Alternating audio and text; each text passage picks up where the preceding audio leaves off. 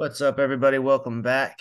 This is episode 17 of the Back to the Basics series. In this episode, as you can see, we are going to be talking about motion within the offense, uh, a topic that is near and dear to my heart because I love using motion within the air raid offense, especially. So we're going to talk about that, break it down a little bit. But a few announcements before the video gets rolling here.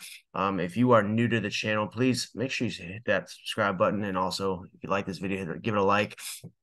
It helps the channel grow. I've seen new subscribers coming in daily, which is great. Channel is growing, which tells me hopefully you all liking this content. Again, share these videos out to coaches that might need the help, might want the help, or might look for some suggestions. I'm here to help. The channel is going to be going over some a few changes here in the near future. So if you see it under a different name, that's the reason why. So now I'm not revealing the name just yet, but still kind of under construction here. But if you see it's still me, it's still my channel. It's just going to be under a different name. So changing some things up here a little bit. As you can see, we only got about 4 more videos left after this video to complete the series. The series is taking a while, and trying to get them out as fast as possible, but summer is a busy time, so I'm trying to do the best I can. What else was I going to say? Oh, yeah.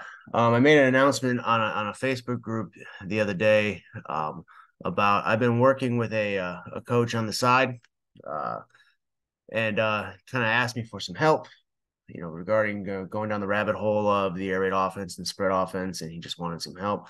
So I offered to run him through some sessions, some private sessions, just little by little, 40-minute sessions here and there.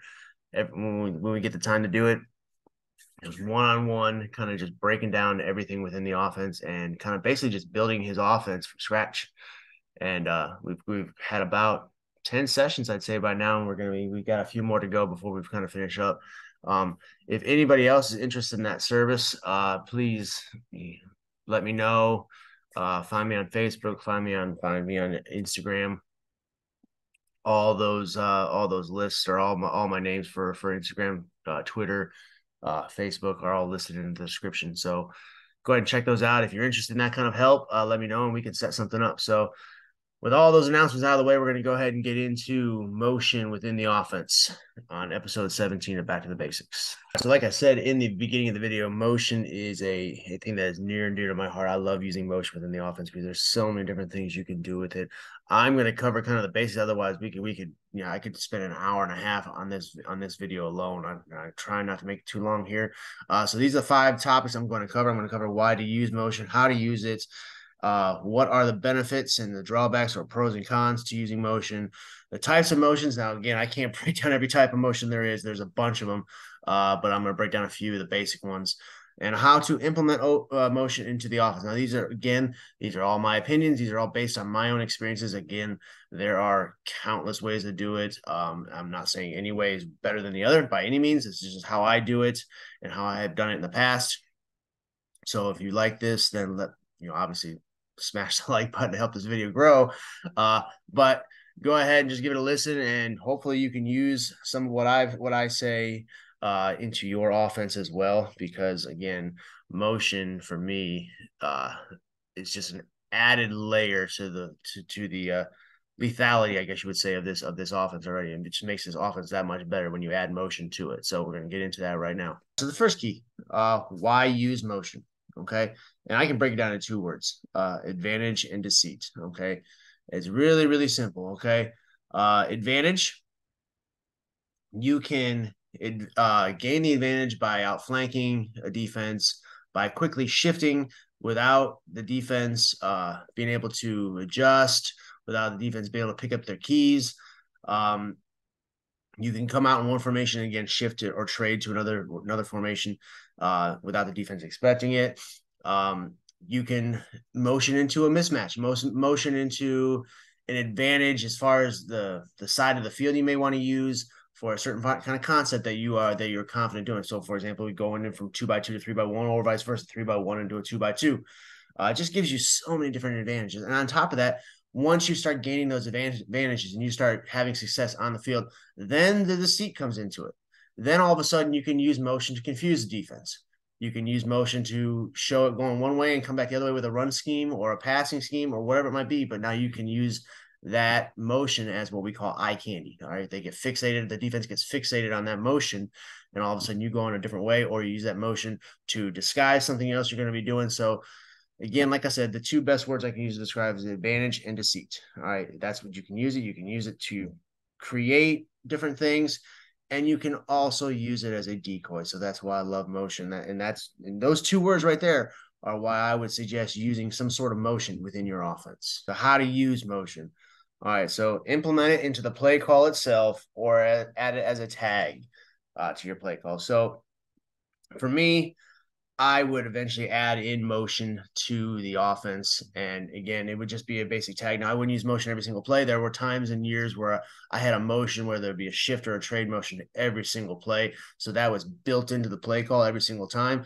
The wording, the terminology was in there. Eventually I moved into hand signals. So if I wanted to use a motion, I just had the signal to the hand signal. So I would give a signal for the starting formation, and then I would use motion signal to this formation, and then the play call. So you can do it two different ways. You could also use wristbands to implement it in there, but that's how you use it. Maintain your rules within your offense while using motion. Yeah. So you need to develop basic rules, especially with a passing game.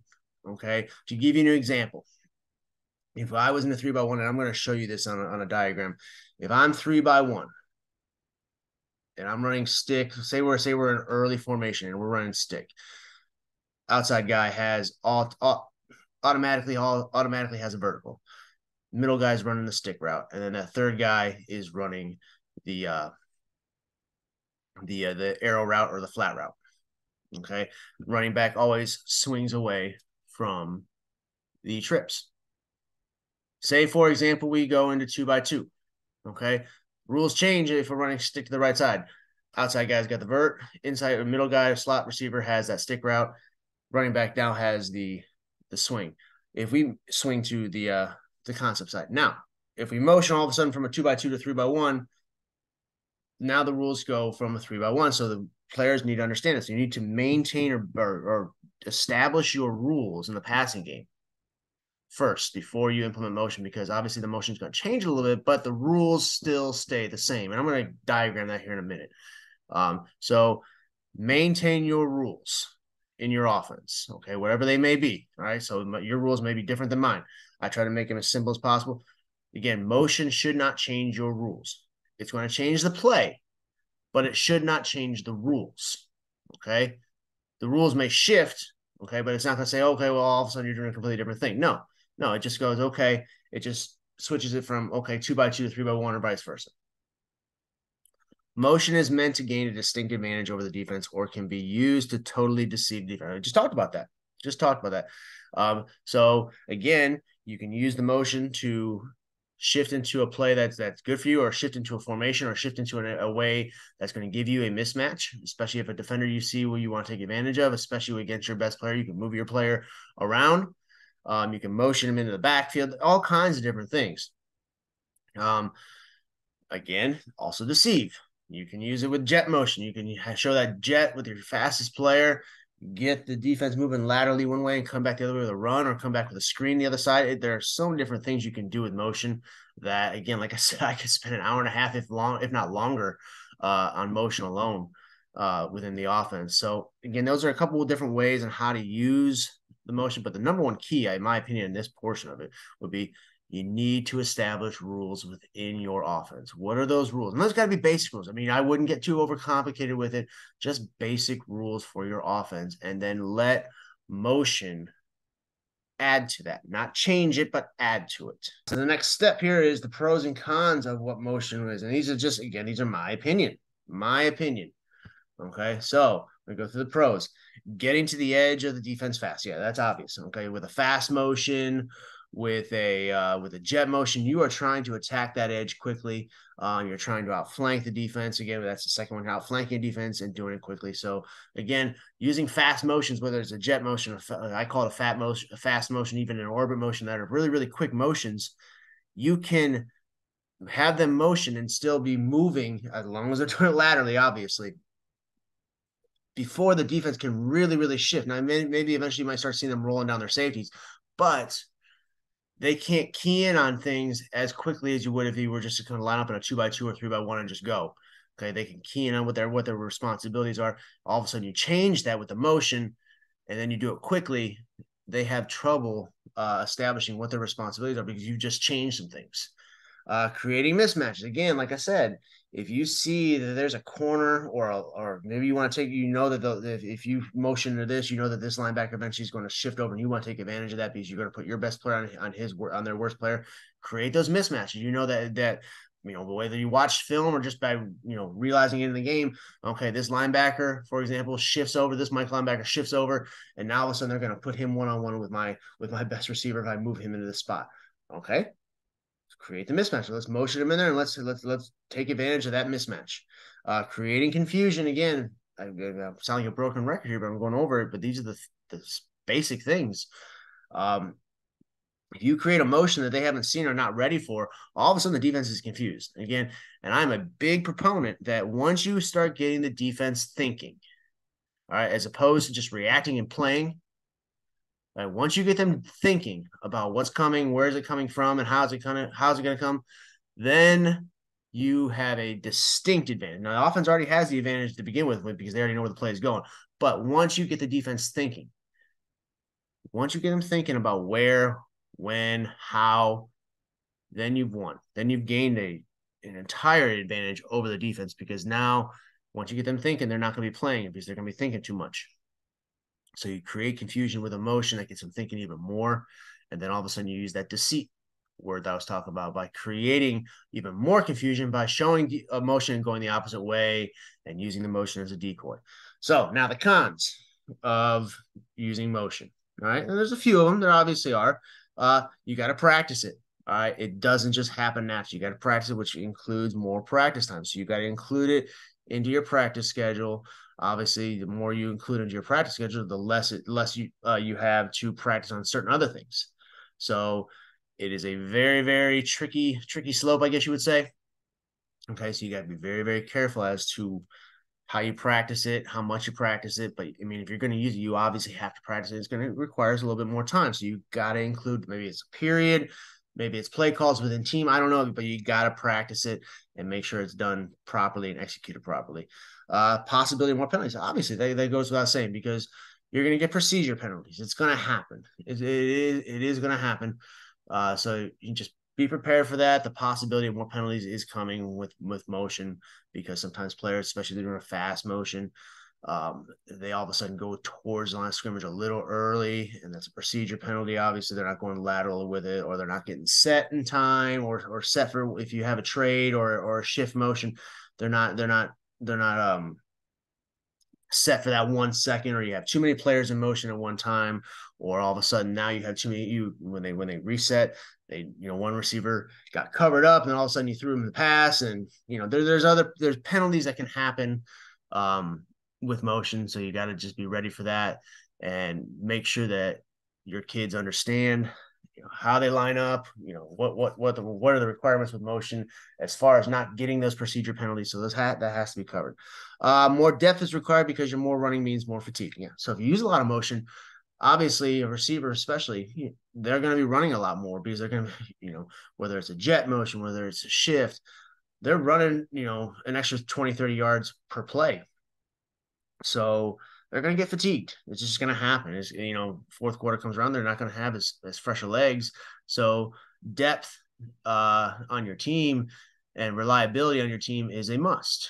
Okay. So in my opinion, you need to have two solid guys, 2 1s and 2s that you can count on in each position. That if that kid needs to come out, you have a guy there that's you're essentially just not going to lose a step. Or miss a beat with having that kid in as well. He knows the offense, he can run it. So having depth there and the knowledge of your offense beyond just your starters, beyond just your ones is important. So because you are going to be running more, it's going to create fatigue. Some motions here. Okay, so there's many different types of motions, and I can't cover all of them. And there's different names. Coaches use different names for different motions and whatnot. I'm just going to kind of show you these motions or talk about these motions real quickly. I'll show them to you a little bit. in a diagram here so you can visualize it a little bit better if you don't know which these are. But jet motion, that is just this fast motion where you're going to get a jet sweep, a pop pass to a speed receiver, typically a slot receiver. Typically your fastest guy going in a motion as fast as you can, full on sprint across the formation and getting the ball or even faking the ball and trying to attack that edge of the defense. A fast motion is basically the same speed as the jet, but it doesn't necessarily mean that the player is going to get the ball. They're trying to motion to the other side of the formation as fast as possible while going laterally, and then the ball snaps. So it's an easy way to create your passing concept and create that open receiver without the defense really being able to adjust. Shift or trade motion, that is just basically just you are shifting into a different formation. Okay, so say you come out in your H formation, your 2x2 set, and all of a sudden you want to shift into early or shift into late. Okay, you can do that. All right, or you come out early, you want to shift back into ace. That's for me. Ace is a 2x2 set. I know ace, for some requires or has a tight end. That's I just call ace our 2x2 or dub set or doubles, whatever you want to call it. Orbit motion for me. Orbit motion is having one of those slot receivers, those speed receivers. They come in a fast motion, but they are running behind the quarterback, behind the running back.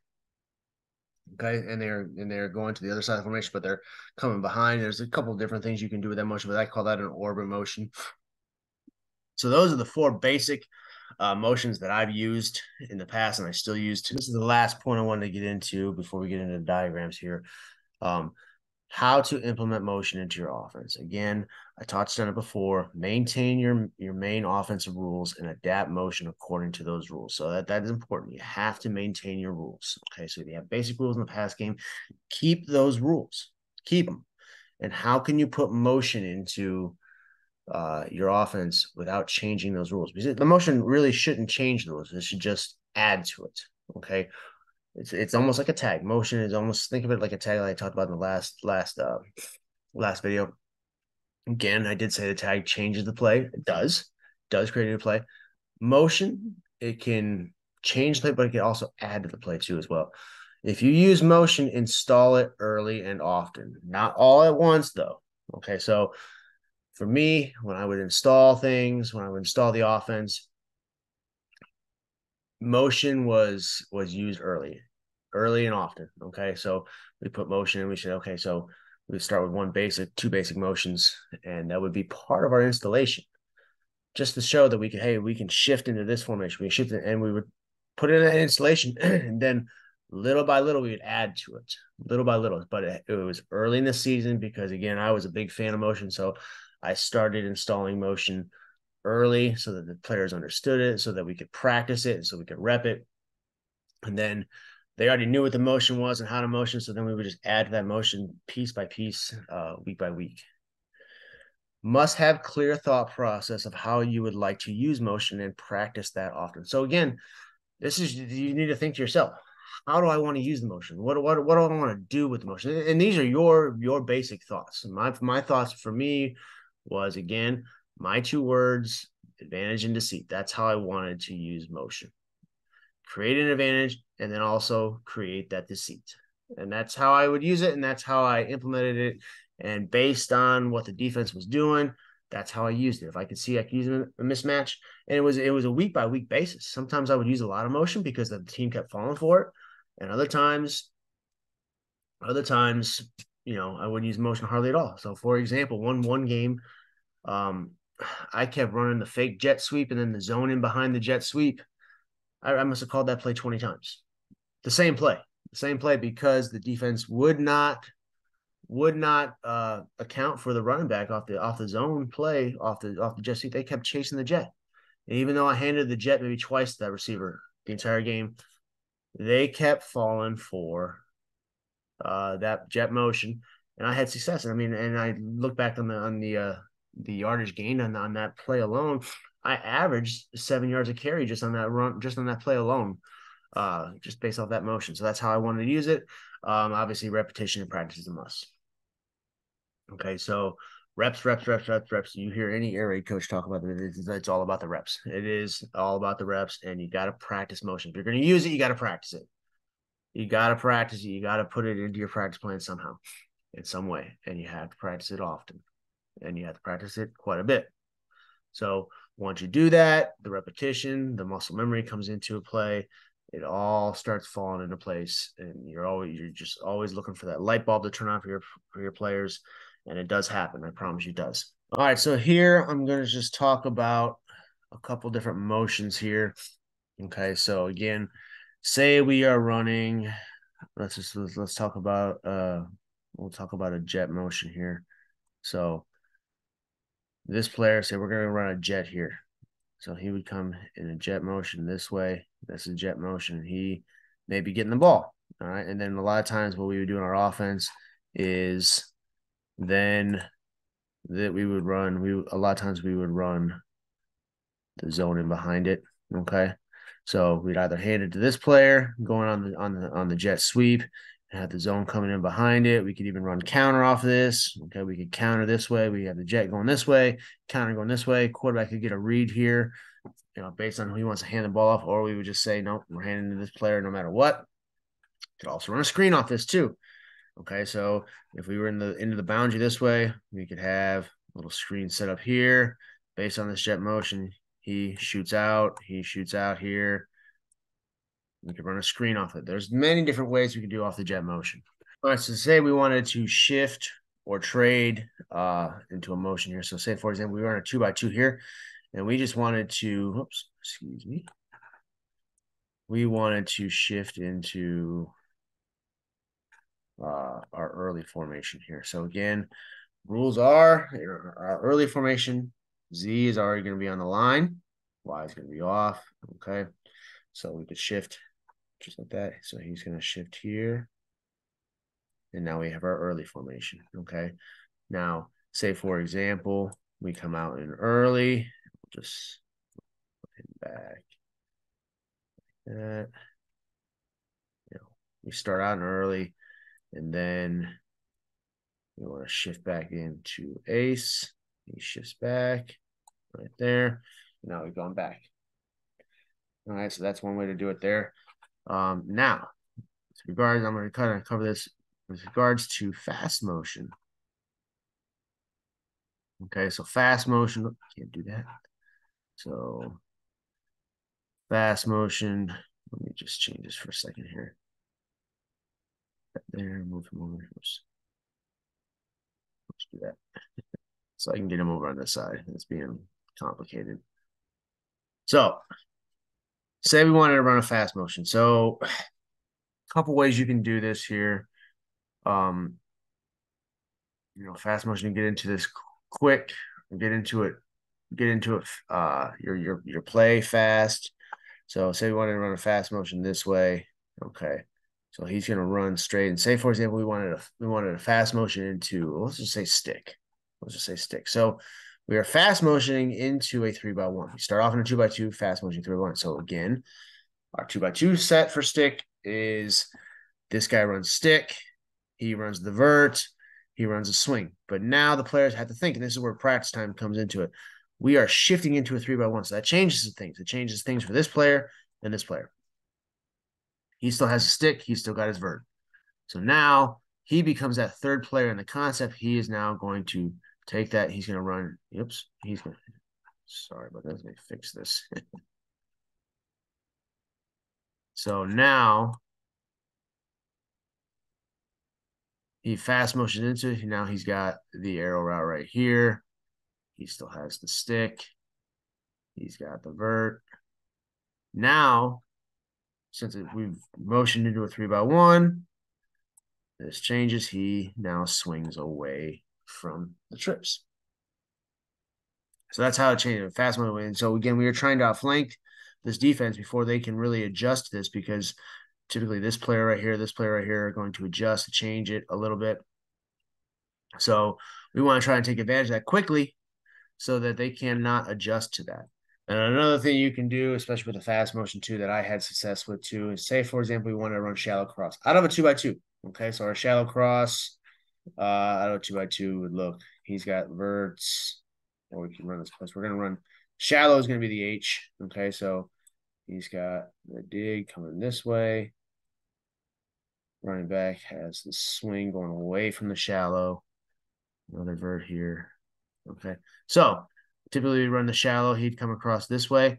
But what we could do to avoid all this confusion, especially if he gets bogged down in this mess here, what I've done in the past too is got a fast motion. So essentially his fast motion is part of the drag or the shallow cross. So he's fast motioning as fast as he can here. And now he's coming into his shallow right here. So now all of a sudden, boom, the shallow is here. And quarterback sees that. A lot of times we hit it right here. So you can create that shallow that way. And then when they start rolling some players, so sometimes if we see that, this player might start rolling after it like that, then you can hit the drag or the dig right here as well, because then he's just vacating that area and that quarter or that receiver's open right there. So it creates a bunch of different advantages. And you can see just how the defense reacts. That's one way of doing it as well.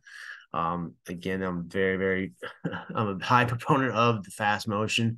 It's a great motion to use. It just, you got to be careful. Procedure penalties, I'm probably drew it up right here as a procedure penalty. He needs to be going straight this way, staying lateral. He cannot go forward, obviously.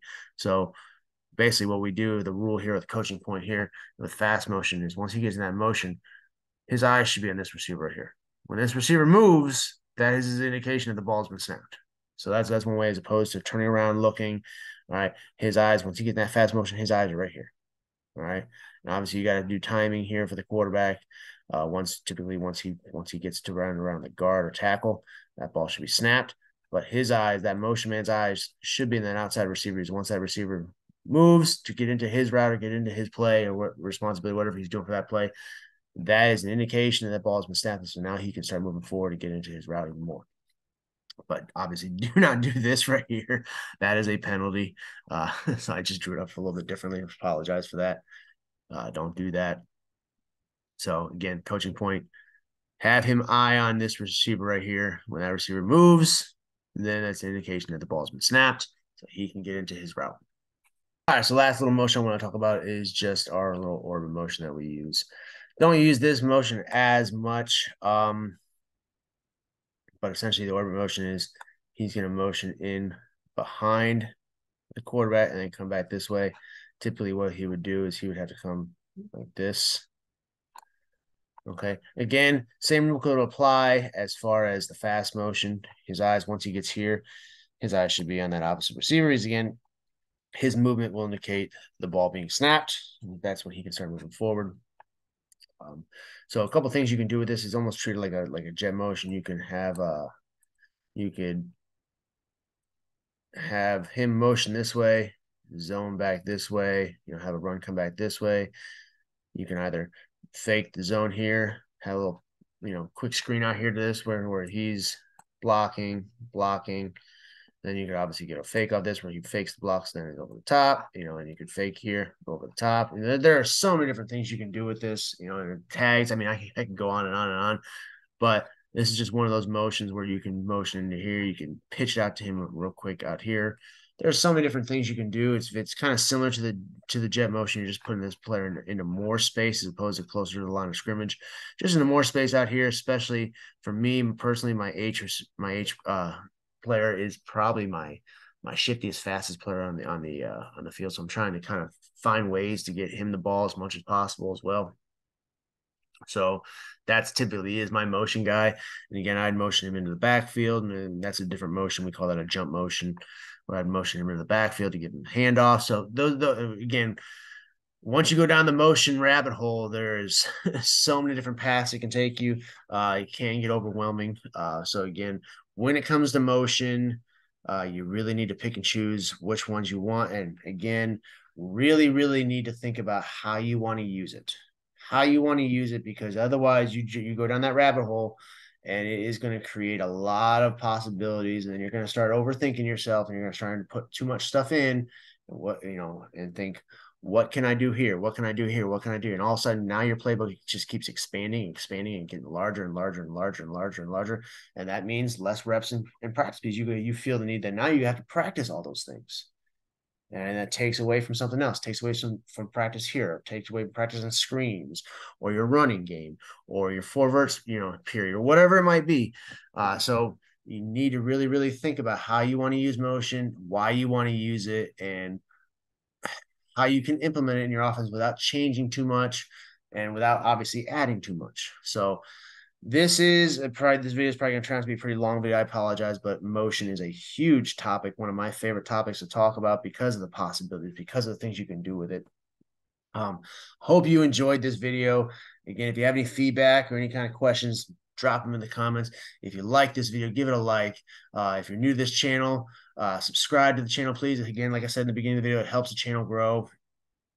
We are knocking these videos out here. I think I got 4 more episodes to do here. So I'm trying to get those out as soon as possible. I appreciate you all watching. Thank you for watching. And I look forward to seeing you all in the next video.